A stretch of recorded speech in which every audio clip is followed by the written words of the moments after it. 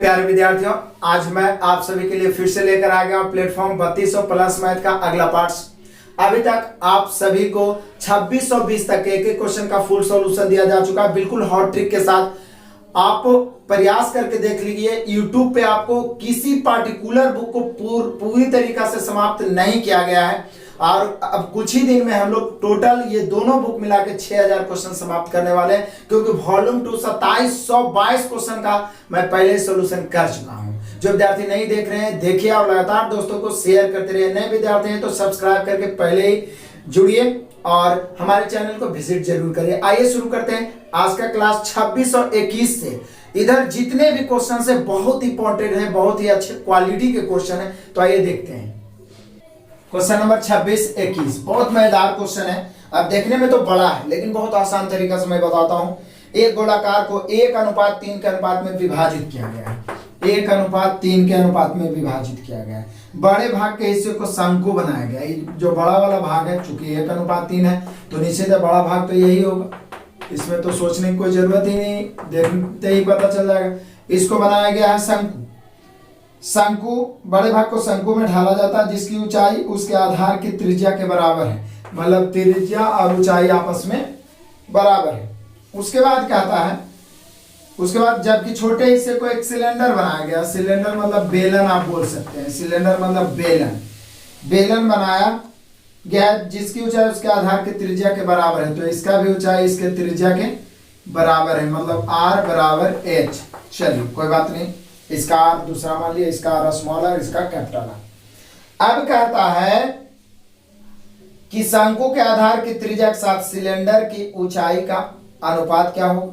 शंकु के आधार की त्रिज्या का सिलेंडर की ऊंचाई का अनुपात क्या होगा। तो एक गोला से ये दोनों भाग बनाया गया है। तो बोलिए सर जिस गोला से बनाया गया है तो निश्चित है दोनों का आयतन निकाल लेते हैं, दोनों का रेशियो 1:3 कर देंगे। तो हम सभी जानते हैं कि बेलन का आयतन होता है पाई R² H और शंकु का आयतन होता है 1/3 पाई R² H। 1/3 पाई R² H। हम सभी जानते हैं R और H बराबर है, इसलिए H के स्थान पर भी R रख देंगे तो पाई R³ और ये हो जाएगा 1/3 पाई R³। अब हमने क्वेश्चन ही कह रहा है कि बेलन और शंकु, यहाँ हम लोगों को पूछ क्या रहा है, पूछ कैसे रहा है कि शंकु के आधार की त्रिज्या के साथ सिलेंडर की ऊंचाई का अनुपात। यानी पहले शंकु उसके बाद बटा बेलन हम करते हैं, तो हम इसको लिख सकते हैं शंकु 3 है बेलन 1। चूंकि पहले शंकु लिख दिए, शंकु का आयतन 1/3 पाई R³ बेलन का आयतन पाई कैपिटल R³ बराबर 3/1। 3/1 काट दिए, पाई से पाई कैंसिल, ये 3 नीचे है इसलिए तिरछा गुना हो जाएगा। और ये R जब उसमें गुना होगा तो हो जाएगा हम लोग का कितना, R³ बराबर 9R³। अब यहाँ पे कुछ नहीं तो 1 है, 2 या 2 से अधिक राशि बराबर हो, कोफिशिएंट उलट जाता है। R³ अनुपात R³ हो जाएगा कितना, 9:1, इसलिए R अनुपात R।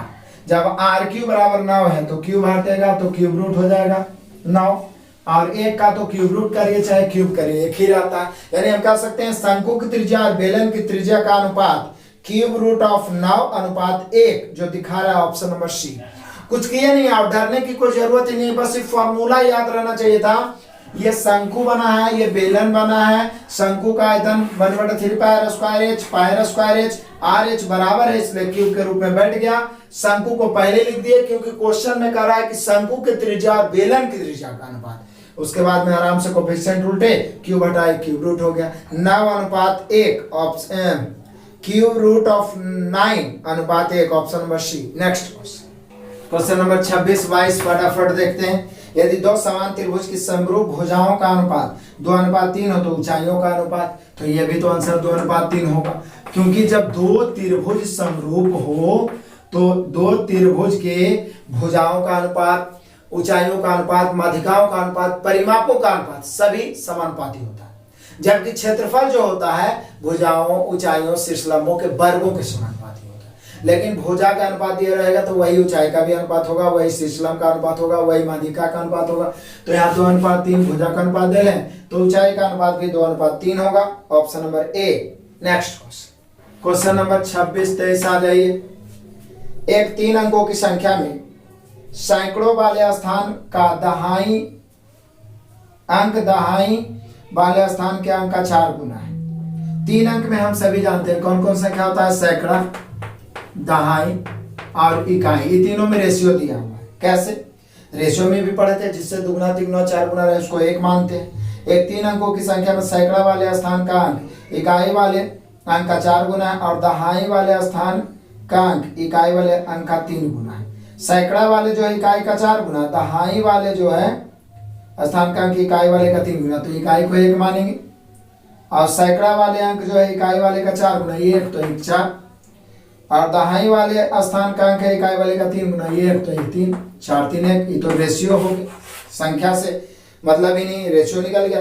तीनों अंकों का योग 8 है, तो दहाई वाले स्थान पर कौन सा अंक है? तीनों अंकों का योग 8 है और यहाँ भी संयोग से 8 ही है, तो दहाई वाले अंक के स्थान पर कौन सा अंक? तो 3 से 8 8 कैंसिल, आंसर 3 ही हो गया। क्लियर हो गया? आंसर कितना हो गया? 3, option number B. Next question 2624, बहुत आसान।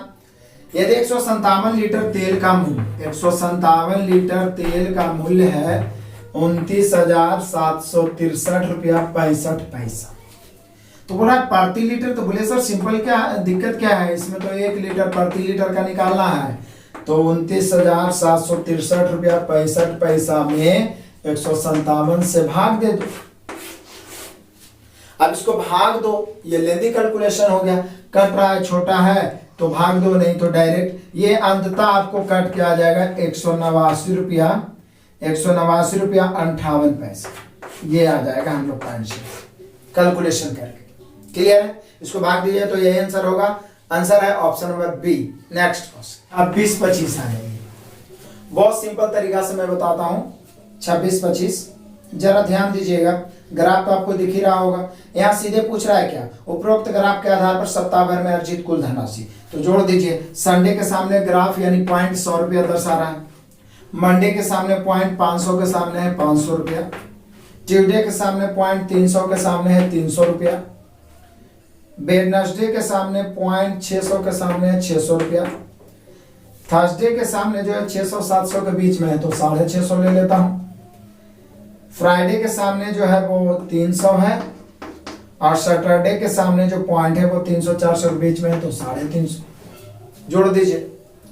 100 500 6 6 3 900 900 1500 प्लस 6 650 350 1000 और 3 1300 1500 1300 2800।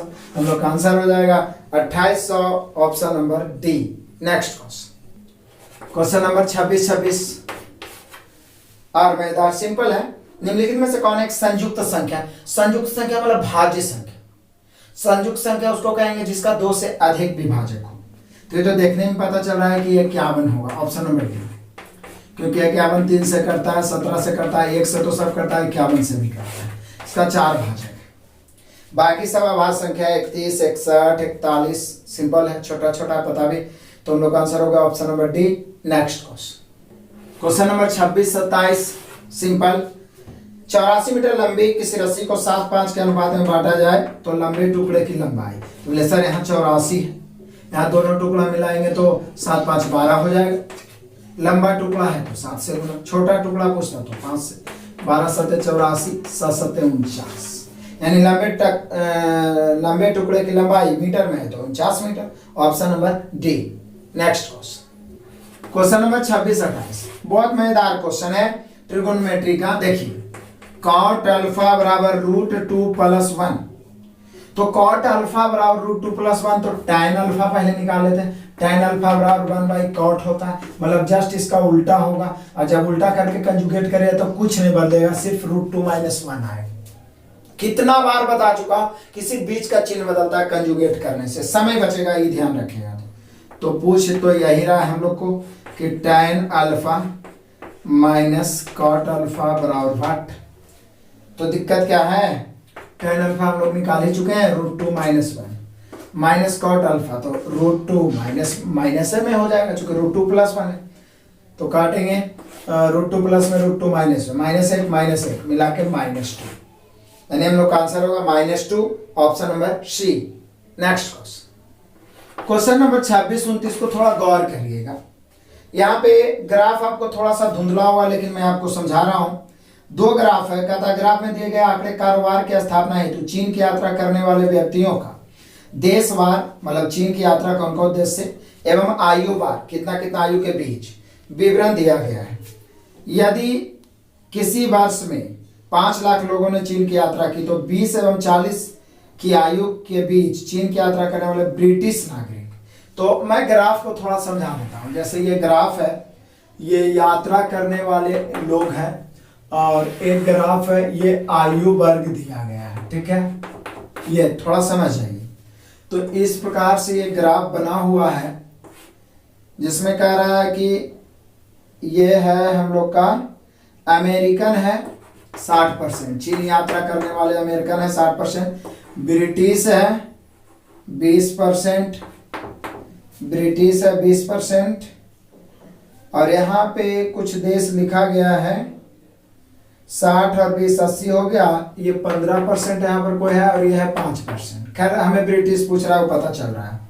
अदर है 15%। क्लियर है। और यहाँ पे इंडियन है, इंडियन 5%, अदर जो हो गया 15%। अब आइए आयु वर्ग को समझ लीजिए। यहां से फिर है आयु वर्ग कह रहा है कि बिलो 20, मतलब 20 से नीचे, माइनस लिख देता हूं, 20 से नीचे वाले 60% है, और यहां 20 से 40 के जो बीच है वो 20% है, और यहाँ पर एवं 40 जो है, मतलब 40 प्लस जो है ई, यहाँ पे है थोड़ा सा ग्राफ ऐसे बना हुआ है, ये 20% है। बस इतना है। 20 से नीचे 20 से 40 के बीच 20%, और यहाँ फिर 20 20 40 और 60 100% हो गया।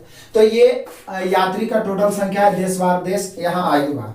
तो यहाँ बोल रहा है टोटल 5 लाख लोगों ने यात्रा किया। तो पहले 5 लाख की तुलना 100 से, और पहले ब्रिटिश का नागरिक निकाल लेते हैं कि ब्रिटिश कितना है, तो 20%, तो 20 से काटिए, 100 से 2 शून्य खत्म, 5 दूनी 10, 1 लाख। यदि पूछता कितने ब्रिटिश नागरिक ने यात्रा की तो 1 लाख हो गया। लेकिन अभी जो 1 लाख है उसमें बोल रहा है कि बताइए कि 20 एवं 40 वर्ष के आयु के बीच कितने यात्रा किए। तो बोले सर अभी ये इसकी अभी वाला 100% से तुलना करेंगे 100 से, जिसमें 20 से 40 के बीच यात्रा करने वाले यात्री हैं 20%, 20,000, यानी पहले तो हम लोग ब्रिटिश नागरिक कितना यात्रा किए, तो 1 लाख, चूंकि 20% निकालना था टोटल का। फिर जितना यात्रा किया उसका 20% 20 से 40 के बीच है, तो 20 से 40 के बीच निकालना था हम लोगों को। तो ये हम लोग का आंसर आ गया 20,000, option number D. Next question number 26-30 जो है 26-29 के जस्ट सेम है, एकदम सेम वही ग्राफ है, सब कुछ है। उपरोक्त चित्र उन लोगों का देश और आयु के अनुसार प्रतिशत दिखाता है जो व्यवसाय स्थापित करने के लिए चीन जाते हैं। अगर दिए गए वर्ष में कुल 5 लाख लोग चीन गए हैं, तो 40 वर्ष से अधिक आयु वाले अमेरिकी नागरिक, तो पहले तो अमेरिकी नागरिक कितना चीन गया है निकाल लीजिए। टोटल 5 लाख है, 5 लाख की तुलना 100% 100 से। अमेरिकन नागरिक है कितना 60, 2 6 5 30, 3 लाख। यदि सिर्फ पूछता कि कितने अमेरिकन नागरिक गए हैं चीन तो 3 लाख, लेकिन 3 लाख की तुलना फिर 100 से करना पड़ेगा, क्योंकि जितना अमेरिकन नागरिक गया उसमें 40 से अधिक आयु के कितने हैं, मतलब 40 प्लस कै परसेंट है 20%। काटिए 2 0 3 दूनी 6, यानी हम कह सकते हैं 60,000, यानी 60,000 अमेरिकन नागरिक। पहले तो अमेरिकन निकाले, फिर निकाले 40 प्लस, 40 वर्ष से ऊपर के हैं जो 60,000 है, option number D. Next question number 26-31 VVI कर देता हूं। वैसे तो मैं पहले 3 या 4 क्वेश्चन इस प्रकार का बता चुका हूं, और यदि आप मेरा टाइम डिस्टेंस पूरा देख लिए होंगे या रेलगाड़ी, तो उसमें भी इस प्रकार का क्वेश्चन मैंने डाला है।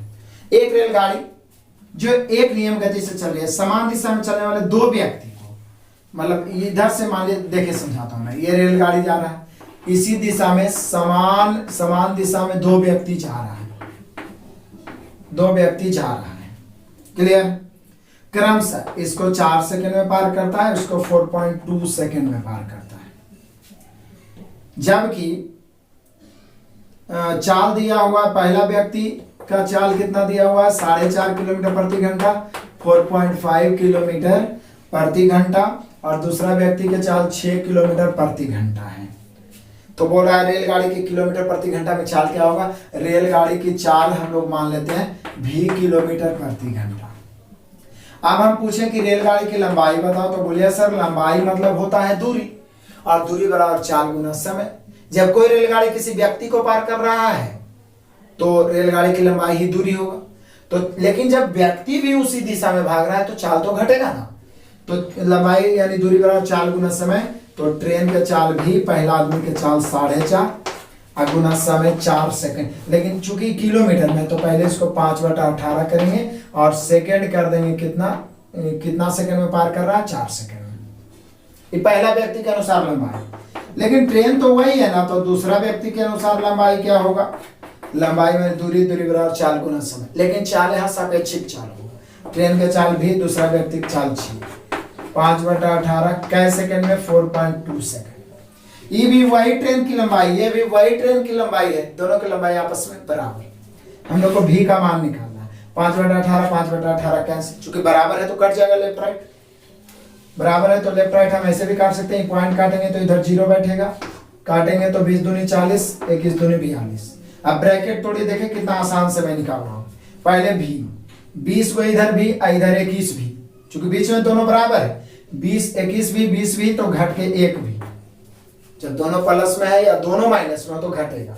कैलकुलेशन का शॉर्ट में आप 20 को 4.5 से गुना करेंगे तो यहाँ पे हो जाएगा, पॉइंट कट जाएगा, 45 दूनी 90। यहाँ 21 को 6 से जब हम गुना करेंगे तो 1 6 126, ई भी माइनस में 126, और यहाँ 90 भी कोची में माइनस में, तो 126 माइनस में 90 भी माइनस में, तो दोनों सेम चिन्ह है तो घट जाएगा। तो 126 में 90 घटेगा तो कितना हो जाएगा, 36। अब भी का मान 36 आया, और आप ट्रेन के चाल भी माने थे, यानी हम लोग का आंसर हो गया 36 किलोमीटर प्रति घंटे। कितना आसान से बता दिए। सिर्फ बस थोड़ा सा याद रखना, ट्रेन की लंबाई बराबर चाल गुना समय, लेकिन चूंकि समान दिशा में तो चाल घटेगा, यहाँ पे 4 सेकेंड। ये 5/18 नहीं भी दे सकते हैं, लंबाई निकालना रहता तो दे सकते थे, क्योंकि ऐसे भी तो दोनों तरफ ये कट ही रहा है। क्लियर है, तो लेफ्ट राइट गुना करके कैलकुलेशन करके शॉर्ट में हम लोग का आंसर आ गया 36 किलोमीटर प्रति घंटा हो गया रेलगाड़ी की लंबाई। Option number 4, option number B. Next question number 26 32 देख लो, सिंपल। जीना अपनी माँ से 24 वर्ष छोटी है। 8 सालों के बाद उसकी माँ की आयु उसकी आयु की 5/3। माँ जीना 8 वर्ष बाद उसकी माँ की आयु उसकी आयु में की लगा 5/3, मतलब जीना की आयु 3, माँ की आयु 5। वैसे भी माँ बड़ी होगी ये, लेकिन रेशियो जो दिया हुआ है ये 8 साल बाद का है। यदि आप आयु संबंधित प्रश्नों का मास्टर वीडियो नहीं देखें तो जरूर देखिए, बहुत बेटर ढंग से हर तरह के क्वेश्चन मैंने इंक्लूड किया है उसमें। जीना की वर्तमान आयु क्या है, तो जीना अपनी माँ से 24 वर्ष छोटी है अभी, तो 8 साल बाद भी 24 वर्ष ही छोटी रहेगी, क्योंकि दो व्यक्तियों के आयु का अंतर हमेशा सेम रहता है। तो यहाँ 24 छोटी, यहाँ 2 छोटी, छोटी की तुलना छोटी से। पूछ क्या रहा है जीना की, तो जीना की आयु तो 3 से, 12 दूनी 24, 12 तिया 36। लेकिन ये जो 36 वर्ष आया जीना का वो 8 साल बाद है, क्योंकि नियम है एज का कि जिस समय का रेशियो से गुना करेगा उसी समय का परिणाम आएगा। लेकिन हम लोग को पूछ रहा है कि जीना की वर्तमान आयु, तो बोलिए सर 8 साल बाद का है तो 8 घटा दीजिए, 36 में से 8 घटेगा तो 28 वर्ष। यानी जीना वर्तमान में कितने वर्षों की है, तो ये 28 वर्षों की है। Option number C. Next question number 26 33 तो बिल्कुल आपसे कोई बनाने लायक है। जया और विजया के भार का अनुपात, जया और विजया के भार का अनुपात 4:5।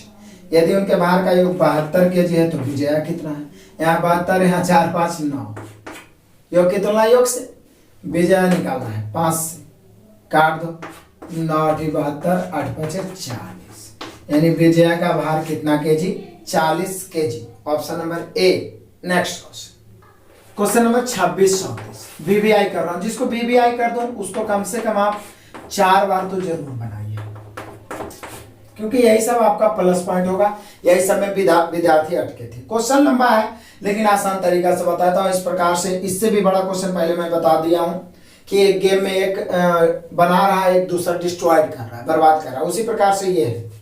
जैसे कि पाइप टंकी में पढ़े हैं कि एक भर रहा है तो एक खाली कर रहा है, सेम उसी प्रकार से ब्रेजेन, एक ब्रेजेन है जो 10 घंटे में दीवार को लाल कर सकता है।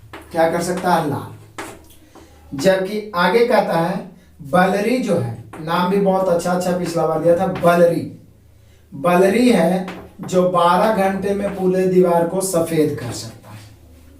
अब दोनों तो काम ही कर रहा है, लेकिन एक लाल कर रहा है एक सफेद। यदि ब्रेजेन और बलरी बारी बारी से एक घंटा ब्रेजेन करे तो अगला घंटा ब्रेजेन ने बलरी करेगा, उसके बाद फिर 1 घंटा ब्रेजेन करेगा।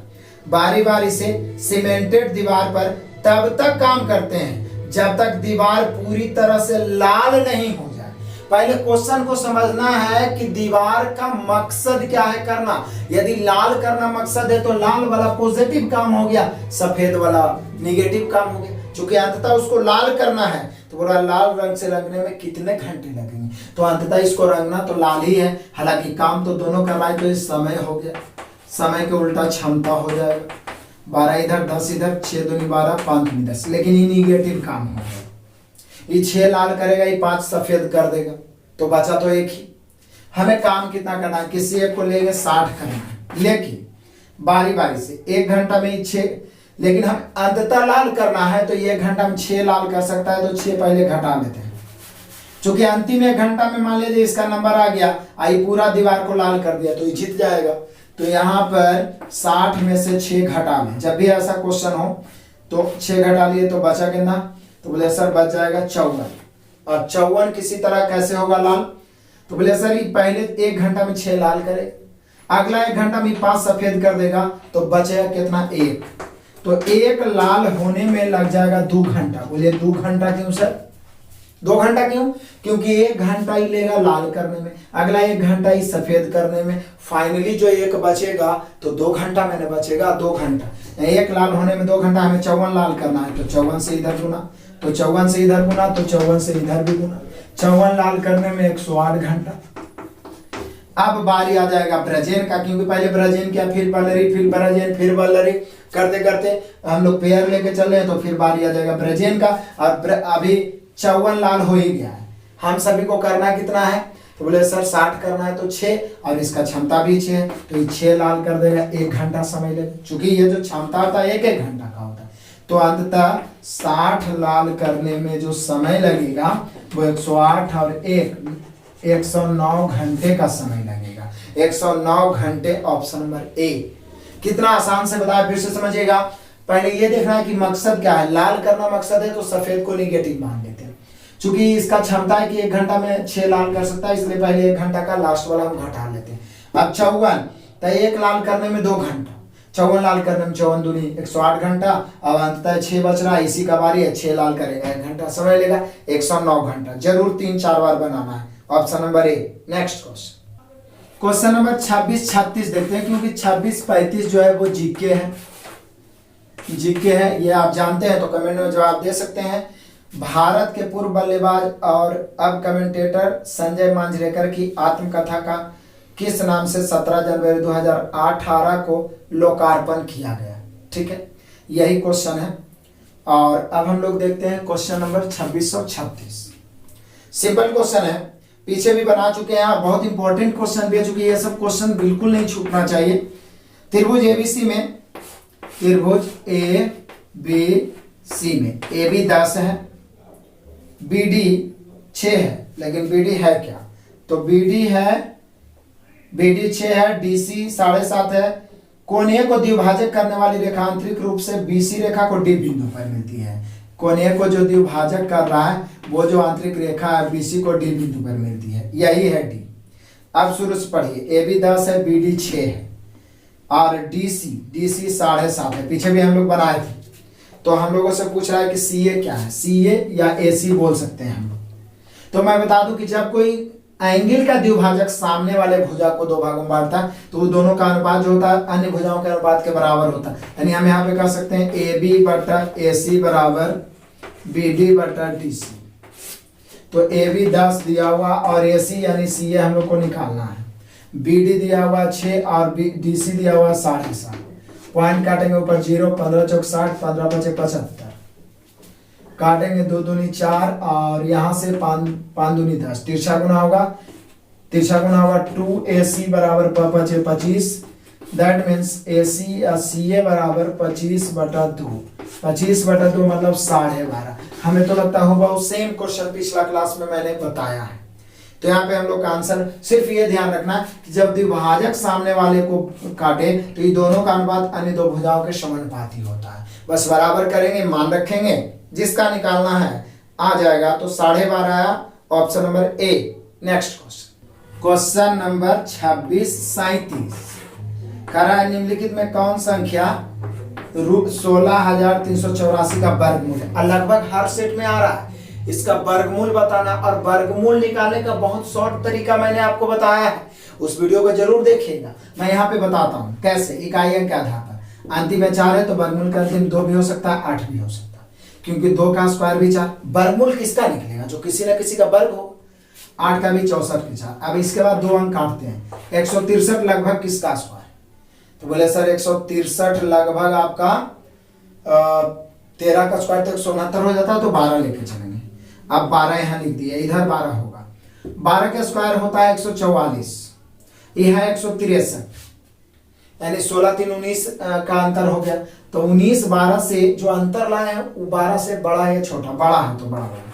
हम लोग का आंसर हो गया 128, यानी इसका वर्गमूल 128 होगा, यानी 16,384 128 का वर्ग है। हम लोग का आंसर हो गया ऑप्शन नंबर बी। आप वर्गमूल का वीडियो जरूर देखिएगा, आप नंबर सिस्टम का प्लेलिस्ट में जाके देखिए, या तो लास्ट में वीडियो आइकन दिख जाएगा आपको। ऑप्शन नंबर हो गया हम लोग का बी, 128। नेक्स्ट क्वेश्चन नंबर 26-38 देख लो, सिंपल क्वेश्चन है। 8% साधारण ब्याज पर कोई धनराशि 3.5 वर्षों में, 3.5 वर्षों में, और क्या परसेंट है? 8%। क्या है? SI, साधारण ब्याज, सिंपल इंटरेस्ट। 608 हो जाती है तो निवेश की गई राशि, जैसे ही राशि है राशि अपने आप में 100%। और SI जो होता है वो दर गुना समय होता है, तो दर 8 हो गया, समय हो गया 3 दूनी 6, 7/2, 2 से काटेंगे, यानी 7 चौका 28, यानी इसके अनुसार ब्याज हो रहा है 28, और यहाँ ब्याज दिया हुआ है 608, तो 608 की तुलना 28, यानी ब्याज की तुलना ब्याज से। और पूछ रहा है नहीं, एक साधारण ब्याज पर कोई धनराशि इतना वर्षों में 608 हो जाती है, मतलब ये ब्याज नहीं हुआ, मतलब ये हो गया मिश्र धन हो जाती है, मतलब मिश्र धन, तो इसकी तुलना 128 से हो जाएगा, क्योंकि 100% तो मूलधन ही होता है। 28 दर गुना समय करके आप ब्याज ले आए, तो 608 की तुलना 128 से, मूलधन निकालना है 100 से। काटो, फटाफट काट दो। यहाँ पे कितना बार में कट जाएगा ये? हम लोग 4 से काटते हैं, 25 चौका 100, 4 से काटते हैं, 4 तिहाई 12, 4 दूनी 8। 32 से यदि काट सकते हो तो काटो, नहीं तो और छोटा कर सकते हो। हम लोग काट देते हैं 4 से 8 चौका 32, 4 से 15 चौका 60, 2 चौका 8, 8 से 19 152, 19 गुना 25 करेंगे ना तो 475 आ जाएगा। हम कर सकते हैं 475, काट के देख लो, गुना करके 475 दिया हुआ, यानी मूलधन निकालना था। हम लोग का आंसर हो गया option number B. Next question number 26-39। Graph आपको थोड़ा धुंधला दिख रहा होगा, इसलिए मैंने बना दिया है। आप ग्राफ को पहले समझ लीजिए, ये तीसरा क्वेश्चन है इससे रिलेटेड, समझिए, घबराने की कोई जरूरत नहीं, बहुत आसान है। दिए गए आंकड़े उन लोगों का देशावार और आयुवार अनुपात दर्शाते हैं जो व्यवसाय स्थापित करने के लिए चीन की यात्रा करते हैं। यदि किसी दिए गए वर्ष में 5 लाख लोग चीन की दौरा करते हैं तो 20 वर्ष से कम आयु के चीन की यात्रा करने वाले अमेरिकी नागरिकों की संख्या, तो पहले तो अमेरिकी नागरिक लिखेंगे, तो ये अमेरिकी है 60%, ब्रिटिश है 20%, रशियन है 5%, अदर है 15%। 20 से नीचे वाला 60%, 20 से 40 के बीच 20%, और 40 प्लस 20%। तो पहले अमेरिकन नागरिक निकालेंगे, टोटल 5 लाख है, टोटल 5 लाख चीन में यात्रा किया है, उसकी तुलना 100 से, अमेरिकन निकालना है 60 से, 2 6 5 30। सिर्फ यही पूछता कि कितने अमेरिकन नागरिक ने यात्रा की, तो 3 लाख। अब इस ग्राफ में आ गया 3 लाख भी अपने आप में 100% होगा, 100 से। बोल रहा है कि बताइए ये अमेरिकी नागरिक तो 3 लाख हो गया, उसमें कितने हैं जो 20 वर्ष से कम आयु के हैं? तो बोले सर 20 से नीचे वाला 60%, तो 60 से 2 6 18, यानी 1,80,000 20 वर्ष से कम आयु के हैं जो चीन की यात्रा की है, अमेरिकी नागरिक 1,80,000, option number A. Next question number 26-40, easy. कमर में इस्तेमाल किए गए स्टीरियो की पुनर्बिक्री पर 12.5% कम आया यदि उसने स्टीरियो को 1680 में खरीदा होगा। तो कोई भी मूल्य पर आप खरीदते हैं उसको आप अपने आप में 100 मानते हैं, तो इसकी तुलना 100 से, तो उसने इसे कितने में बेचा, तो 12.5% कम आया है, तो 12.5% बढ़ा के बेचेगा, ये नहीं 112.5 काट दो। काटेंगे पहले तो पॉइंट से एक शून्य काट देते हैं, 25 से 25 चौका 100, 25 से ये कट जाएगा 25 चौका 100, 25 25 45 बार 4 से इसको काटेंगे, 4 चौका 16, 4 दूनी 8, 42 गुना 45 गुना करिए, 45 दूनी 90 के 0 बचा 9, 45 चौके 180 और 9 189, यानी विक्रय मूल्य हो गया 1890 रुपया। 1890 option number D. Next question number 2641, बहुत इंटरेस्टिंग और आसान क्वेश्चन। एक रेलगाड़ी एक समान गति से 50 सेकंड में 338 मीटर की दूरी तय करती है, तो गति क्या है? बोले सर गति बराबर होता है दूरी बटा समय, और दूरी भी दिया हुआ है, समय भी दिया हुआ है। ऑप्शन में मीटर प्रति सेकंड में है, तो दूरी है 338, समय है 50 सेकंड। कैलकुलेशन करके इसका आंसर आपको कमेंट में देना है, बहुत सिंपल है, भाग देना है बस, और क्या। हम लोग का आंसर जो भी हो कमेंट में आपको जरूर देना है, छोड़ना बिल्कुल नहीं है। नेक्स्ट क्वेश्चन नंबर 2642 देख लो। नीतू की आयु मीतू की आयु से 10 वर्ष अधिक है। चलो भाई, नीतू है और मीतू है, जब जब आता है आयु बोल देता हूँ, मास्टर वीडियो देख लो। नीतू की आयु मीतू की आयु से 10 वर्ष अधिक है, मतलब दोनों का अंतर 10 वर्ष है। और मीतू की आयु गीतू की आयु से 7 वर्ष अधिक है। एक और है गीतू, गीतू 7 वर्ष अधिक है। यदि उनकी आयु का जोड़ 48 है तब तो मानना पड़ेगा नीतू मीतू से अधिक है, मीतू गीतू से, तो इसको x मानते हैं, इससे 7 वर्ष अधिक है। मीतू गीतू से 7 वर्ष तो x + 7, और नीतू मीतू से 10 वर्ष अधिक है तो x + 7 है, इससे 10 अधिक तो x + 17, और ये तीनों को जोड़ के इनके आयु का योग 48 है।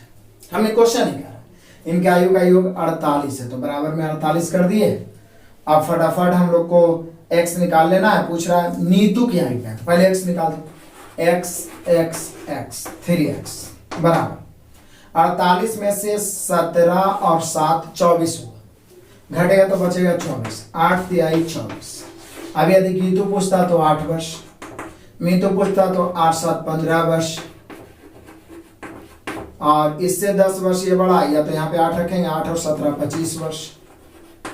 जो पूछेगा आंसर मार देंगे। तो यहाँ पे पूछ रहा है मीतू की आयु क्या है, सॉरी नीतू की आयु क्या है, यही नीतू, तो 25 वर्ष, option number C. Next question number 2643 देख लो। पाइन ए किसी खाली टंकी को 6 घंटे में भर सकता है, ए 6 घंटे में भर सकता है, जबकि यह पाइप बी के साथ मिलकर इसे 4 घंटे में भर सकता है। चलो भाई, एक 6 घंटे में भर रहा है, एक 4 घंटे में भर रहा है, ओ नहीं, बी के साथ मिलकर 4 घंटे में भर रहा है, मतलब ए तो है, बी के साथ मिलकर 4 घंटे में। केवल पाइप बी को पहले 1 घंटे के लिए खोला गया, उसके बाद पाइप ए को भी चालू किया गया। अब टंकी को भरने में कुल कितना समय, बहुत मजेदारी से समझिए। ए 6 घंटे में भर सकता है, जबकि यह पाइप मतलब ए बी के साथ मिलकर, मतलब ए बी दोनों मिलकर 4 घंटा। तो पहले भाई क्षमता निकालो, नल टंकी का मास्टर वीडियो जरूर देख लेना। 4 इधर 6 इधर, 2 दूनी 4 3 दूनी 6, एक अकेले क्षमता 2, ए और बी मिला के 3, तो निश्चित है बी का क्षमता 1। अब काम कितना करना है, 12। काम हो कैसे रहा है, तो बोला केवल पाइप बी को पहले 1 घंटे के लिए खोला गया, उसके बाद ए को भी चालू कर दिया गया, मतलब बी तो चल ही रहा था।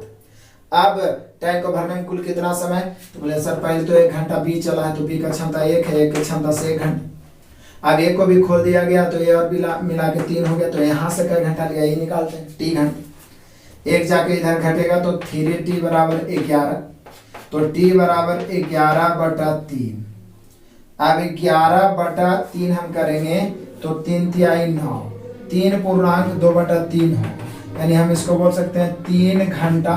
2/3 को 60 से जब गुना करोगे ना तो आएगा 40 मिनट। 3 घंटा 40 मिनट तो तब ना लिया जब ए और बी दोनों साथ हो गया, उसके पहले बी भी तो 1 घंटा चला था, यानी कि हम कह सकते हैं जब ऐसे करके चलाए हैं जैसे क्वेश्चन में बोला गया है, तो 3 घंटा और 1 घंटा के लिए बी चला था 4 घंटा, यानी 4 घंटा 40 मिनट। यानी ऐसे करके चलाने में टैंक को भरने में लगा है 4 घंटे 40 मिनट, और 4 घंटे 40 मिनट जो है, ऑप्शन तो यहाँ पे दर्शा नहीं रहा है 4 घंटे 40 मिनट, लेकिन एक्चुअल में हम लोग का आंसर यही होना चाहिए 4 घंटे 40 मिनट। ऑप्शन में दिया हुआ नहीं। नेक्स्ट 44 जरा ध्यान से समझिएगा। 3 संख्याओं का माध्य 45 है। 3 संख्याओं का माध्य 45 है। इन आंकड़ों का समुच्च 8 है। एक्चुअल में समुच्च की जगह रेंज लिखना चाहिए, उच्च सीमा माइनस निम्न सीमा। समुच्च मतलब ये आप समझिएगा, जबकि 2 न्यूनतम संख्याओं का अंतर 1 है तो इन तीनों में सबसे बड़ी संख्या, तो मेरे ख्याल तो ऑप्शन सही बनाए। मान लिया एगो x है, एगो y, एगो z है, एक x y z है, ये सबसे बड़ी मान लीजिए और ये सबसे छोटी मान लीजिए, ठीक है। अब बोल रहा है कि समुच्च 8 है, मतलब ये दोनों का जो अंतर है वो है 8, ये दोनों का अंतर 8 है। उसके बाद बोल रहा है कि जो दोनों सबसे न्यूनतम संख्या, तो ये सबसे बड़ी है तो दोनों न्यूनतम संख्या ही है, ये दोनों का जो अंतर है वो 1 है। कितना है? 1 है। इन तीनों में से सबसे बड़ी संख्या क्या है, यही पूछ रहा है। तो मेरे ख्याल से तो ऑप्शन से ही चलना आसान होगा, ज्यादा मानना बेकार होगा। यदि हम सबसे बड़ी संख्या को 24 यहाँ लेते हैं तो ये 24 और 24 में से 8 घट जाएगा तो और तीनों का योगफल आना चाहिए 45। बोले क्यों से? क्योंकि बोला 3 संख्याओं का माध्य 15 है तो 15 या 45। तो यहाँ पे देखेंगे कि 24 इसको लेते हैं तो दोनों 8 अंतर है तो 24 तो 16। तो बोले सर 24 और 16 तो हो गया कितना? 40 है। ये दोनों का अंतर 1 है तो 16 तो 17। तो क्या 45 से होगा? बहुत ज्यादा हो गया, यानी निश्चित है ये वाला आंसर नहीं होगा। अगला ऑप्शन कितना है? 20 है। यदि हम इसको 20 लेके चलते हैं तो ये 20 से 8 कम होगा 12। आई 12 है तो ये 22 होगा 13। अब 13 12 25 और 20 45 हो रहा है जोड़ के, यानी हम कह सकते हैं सबसे बड़ी संख्या ऑप्शन से निकालना आसान हो गया। कितना? 20। बस कंडीशन को लिख दिए, चेक कर दिए, हम लोग का आंसर आ गया। Answer 20, option number B. Next question number 26 45 simple question है। करा 96, 156, 60 का महत्तम समवर्तक मतलब एचसीएफ ज्ञात करें। एचसीएफ का मतलब होता है महत्तम, वह बड़ी से बड़ी संख्या जो सब में कॉमन हो, सबसे कट जाए। तो बोलिए कि सर कम से कम 4 से तो सब कट रहा है, तो देखते हैं 4 के अलावा भी तो नहीं कट रहा है। 24 चौके 96 होता है, यहाँ 4 से भाग देंगे तो 4 तिहाई 12, 4 नामा 36 और यहाँ 4 से भाग देंगे तो ये हो जाएगा 15। तो बोलिए कि सर एक चीज, एक तो 4 तो कॉमन है ही है, ये 4 तो कॉमन है और सब में 3 भी कॉमन है। देखिए 24, 8 तिया 24, 13 तिया 39, 5 तिया 15, 4 और 3, 4 तिहाई 12, यानी आप कह सकते हैं 12 से भी कट रहा है, 12 से भी कट रहा है, 12 से भी कट रहा है। क्लियर हो गया? छोटा छोटा फैक्टर करके जो कॉमन है वो निकाल लीजिए, यानी हम लोग का एचसीएफ हो गया 12, option number C. Next question number 26 46 तो सिंपल कैलकुलेशन है। कह रहा है -6, और चूंकि मैं कैलकुलेशन को भी इग्नोर नहीं करता हूं तो ये 40 भागा ये 7 है -3 है और यहाँ पे इतना बड़ा और 8 है। बस करना क्या है, राइट से लेफ्ट चल दो, आते आते आंसर आ जाएगा। माइनस माइनस प्लस तो 7 3 10 हो जाएगा, इसमें नो डाउट। 7 3 हो गया 10। अब 10 से 40 में भाग लगेगा, 10 चौका 40 4। अब 4 से इस 6 में गुना होगा, 6 चौका 24, लेकिन -24 आंसर हो जाएगा क्योंकि माइनस में है। तो -24 दिया हुआ, option number A. Next question number 26 47 को देखिए। ये बहुत बेटर क्वेश्चन है और बड़ा भी क्वेश्चन है, देख रहे हैं आप, लेकिन बहुत आसान से बनाते हैं। अभी आप जो लाल कर रहा था सफेद कर रहा था बनाए थे ना, बस सेम क्वेश्चन है। करा पाइप ए एक खाली टंकी को, पाइप ए एक खाली टंकी को 18 घंटे में भर सकता है, जबकि पाइप बी भरी हुई टंकी को 30 घंटे में खाली कर सकता है। ये भरे चाहे खाली करे, कर तो दोनों काम ही रहा है, इसलिए क्षमता तो दोनों का होगा, क्षमता दोनों का होगा। उलट जाएगा 30 इधर 18 इधर, 6 5 30, 6 3 18, लेकिन खाली कर रहा है तो निगेटिव, सिर्फ ऋणात्मक दर्शा देना है। खाली कर रहा है तो क्या दर्शाना है? निगेटिव। अब कह रहा है कि जब टंकी खाली है तो पाइप ए को 1 घंटा चलाया गया, फिर बंद कर दिया गया। अब बी को चलाया गया, बारी बारी से ऐसे ही चलाया गया तो पाइप पाइपों को एक के बाद एक करके प्रत्येक समय 1-1 घंटे के लिए तब तक चालू रखेगा जब तक टंकी भर नहीं जाए। मेन काम क्या है? टंकी को भरना। तो टंकी को भरने के लिए कितना समय? तो बोले सर भरना कितना है, किसी एक को लेके चलो 5 की क्षमता से 18 90, या टंकी की क्षमता कोई लेके चलिए 90। लेकिन 90 में जो भरने वाला का क्षमता उसको पहले ही घटा लो। पहले ही भरने वाला का क्षमता है कि 1 घंटे 5 भर सकता है, तो 5 घटा लिए, बचा कितना? 50। अब किसी तरीके से 50 या उससे अधिक भरेंगे। कैसे? पहला घंटा में ही 5 भरेगा, दूसरा घंटा में ही 3 खाली करेगा। 1 घंटा 5 भरने में, 1 घंटा 3 खाली करने में, 2 घंटा के बाद परिणाम क्या आएगा? तो 2 भरेगा, क्योंकि 5 में से 3 तो खाली हो गया, तो 2 भरेगा 2 घंटा में। हमें कितना चाहिए? 85। चूंकि 5 तो आप लेके चल ही दिए हैं, तो 85 से कम नहीं होना चाहिए, उससे अधिक हो जाना चाहिए, क्योंकि 85 से कम रहेगा तो दोबारा दोनों को चलाना पड़ेगा। तो 85 या उससे अधिक लाने के लिए कितना से गुना? तो बोलिए कि सर 2 को कितना से गुना करेंगे? 85 से अधिक तो 86 लाना है, 85 तो आएगा नहीं। तो बोले सर 43 से गुना कर दो ना, 43 दूनी 86, तो इधर भी 43 दूनी 86, यानी 86 भरने में 86 भरने में 86 घंटा, 86 भरने में 86 घंटा। अब बारी किसका है? तब बोलिए कि सर बारी तो है ए का, लेकिन ए का क्षमता है 1 घंटा में 5 भरने का, हमें तो 90 भरना जिसमें 86 भर ही गया है। बहुत मजेदारी से ऐसा क्वेश्चन मैंने सिखाया है पाइप टंकी में भी, और एक बंदर का चढ़ने और फिसलने वाला क्वेश्चन, उसका मैं स्पेशल वीडियो भी दूंगा, बहुत मजेदार है। तो यहाँ पे 86 भरेगा 86 घंटा में। अब इसका क्षमता है कि हम 5 भर देंगे, हमको 4 की जरूरत है, क्योंकि 90 ही तो भरना है, टोटल 90 ही तो भरना है। तो बोलिए कि सर 5 भर रहा है 1 घंटा में, 5 भरने में 1 घंटा, तो 4 भरने में कितना लेगा? तो बोलिए कि सर 4 भरने में हम लोग का ले जाएगा 4/5 घंटा। 4/5 को 60 से गुना करिए, 12 5 7 12 चौके 48 मिनट। क्या मिनट? 48 मिनट। तो 86 भरे में 86 घंटा इधर लग जाएगा, और फिर अकेले 4 भर देगा 48 मिनट में। तो हम लोग का आंसर हो गया 90 भरने में 86 घंटा 48 मिनट। बहुत मजेदार क्वेश्चन है, आपको 3 से 4 बार जरूर बनाना चाहिए।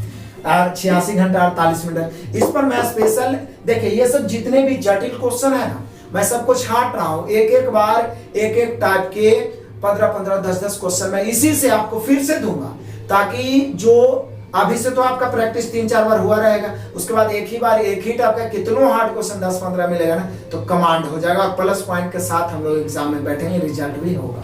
तो यहाँ पे हम लोग का आंसर हुआ 86 घंटा 48 मिनट। 86 घंटा 48 मिनट है option number D. Next question number 26-48 निम्न में से कौन सी एक परिमेय संख्या है? तो यहाँ पे क्यूब रूट ऑफ 32, तो यही तो हम लोग का आंसर हो जाएगा, यही परिमेय संख्या है। सॉरी क्या बोला है? निम्नलिखित में कौन सी एक परिमेय संख्या? परिमेय संख्या मैं बताता हूँ, ये हो गया 5th root of 4th root of 32 है, और ये हो जाएगा 6th रूट ऑफ 32। क्या 32 का तीसरा मूल्य निकलेगा? तो ये परिमेय नहीं, यहाँ परिमेय है। हाँ 32 का 5वां मूल्य निकलेगा 2, क्योंकि 32 को हम 2 पर पावर 5 लिख सकते हैं, और उसका 5वां मूल्य निकालना है तो 2 निकल जाएगा। और जो रूट से पूरी तरीका से बाहर निकल गया वो परिमेय संख्या है। जो रूट से पूर्णतः बाहर नहीं निकला, रूट में कुछ ना कुछ बच गया, वो हमेशा अपरिमेय संख्या होता है। तो ये सारे के सारे अपरिमेय संख्या हमें ढूंढना था, परिमेय, यानी 5th root of 32, option number B. Next question number 26-49 बस लास्ट ही होने वाला है। यहां देख लीजिए, मैंने कैलकुलेशन को एक को भी इग्नोर नहीं किया है, क्योंकि वहां पे एग्जाम में कॉन्फिडेंस लेवल बिगड़ जाते हैं यदि आप अभी छोड़ दें तो। और ऐसा कैलकुलेशन को मैं बार बार बोल रहा हूँ कि राइट से लेफ्ट आओ, यहाँ आते आंसर आ जाएगा। चिन्ह का ध्यान रखना है, पहले ब्रैकेट का काम होगा। तो ये तो पहले तो भागा है बीच में, तो 20 में से 4 घटेगा 16। अब इस ब्रैकेट का काम पहले करेंगे, तो इस ब्रैकेट का पहले काम करेंगे तो कितना हो जाएगा? ये हो जाएगा हम लोग का कितना, 24 में से 13 घटेगा, यही तो पूरा का पूरा है ना। 24 में से 13 घटेगा तो हो जाएगा 11। 11 में से 3 घटेगा तो 8। 11 में से 3 घटेगा तो कितना? 8। उसके बाद देखिए जरा, चूंकि -12 है और ये 8 है, -12 ये 8 है, तो 12 8 96, मतलब -96। अभी 16 देखिए भागा है यहाँ पे, तो 16 से 96 भागा देंगे तो यहाँ पे हम लोग का होगा 16 छक 96, लेकिन ये माइनस 6 से 6 कट जाएगा, चूंकि 6 गुना में है, यहाँ इंटू है, 6 से 6 तो बच जाएगा -1 यानी 4, और ये वाला ये जब दोनों गुना होगा, ये यहाँ कुछ नहीं तो -1 बचा, तो -1, और 4 में से 1 घटेगा, कितना बचेगा 3। बस कैलकुलेशन माइंड लगा के ध्यान से करो, आंसर कभी गलत नहीं होगा। Option number D. Next question number 26-50 आज का लास्ट क्वेश्चन, लेकिन बहुत इंपॉर्टेंट क्वेश्चन, बारीकी से समझिएगा। हालांकि पीछे भी मैं बताया हूं, लेकिन आपको बारीकी से समझना होगा। किसी घन के किनारों की लंबाई का योग किसी वर्ग के परिमाप के 4 गुने के बराबर है। घन है, वर्ग है, इसमें किनारा कैगो होता है, तो किनारा इसमें 12 गो होता है, इसमें भुजा कैगो होता है, भुजा 4 गो होता है। यदि हम इसका किनारा x मान लें और इसका भुजा को हम y मान लें या a b कुछ भी मान लें, तो अब कंडीशन कहता है कि किसी घन के किनारों की लंबाई का योग किसी वर्ग के परिमाप के 4 गुना है। अगर घन के घनत्व, यहाँ पे आयतन होना चाहिए, घन के आयतन के संख्यात्मक मान का 1/4 क्षेत्रफल के संख्यात्मक मान के बराबर हो तो वर्ग की भुजा। अब चूंकि एक आयतन है, एक क्षेत्रफल है, संख्यात्मक बराबर हो सकता है, लेकिन यूनिट एगो क्यूब में होगा, एगो स्क्वायर में होता है, इसलिए यहाँ कुछ ना कुछ मानना जरूरी हो जाता है। जबकि दोनों का क्षेत्रफल रहता तो डायरेक्ट हम किसी एक को ही मान के बना देते, इसलिए थोड़ा लंबा होगा और ये इसी मेथड से बनेगा आराम से। देखिए किनारा 12 है तो 12 किनारों का योग 12x होगा, और इसका परिमाप जो है होता है वर्ग का परिमाप 4 गुने भुजा 4/, तो इसका जो भुजा, इसका जो किनारों का योग है वर्ग के परिमाप के 4 गुने के बराबर है। अब हम लोग से पूछ रहा है कि वर्ग की भुजा क्या है, तो वर्ग की भुजा को हम बाई माने हैं। वर्ग की भुजा को क्या माने, बाई। तो बाई के रूप में बैठाने के लिए हम लोग यहाँ से x का मान निकाल लेते हैं, 4 × 12, तो x बराबर हो जाएगा 4/3। अब हमने क्वेश्चन ही कह रहा है कि घन का आयतन का 1/4 भाग जो है वर्ग के क्षेत्रफल का बराबर है। हमने क्वेश्चन ही कहा कि घन के आयतन, यहाँ घनत्व लिख दिया, यहाँ आयतन लिखना चाहिए, के संख्यात्मक मान का 1/4 वर्ग के क्षेत्रफल के बराबर। यहाँ वर्ग भी चुके, बहुत सारा त्रुटि हुआ, इधर हम लोग सुधारते भी जा रहे।